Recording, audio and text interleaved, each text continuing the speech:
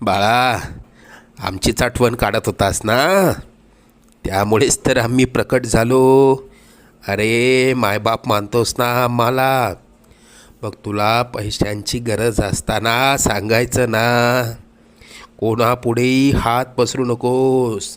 लोक 2-4 हजारांची मदत करतीलही, पण तुझ्या मागे सर्वांना तुझी मजबुरी हसत सांगतील.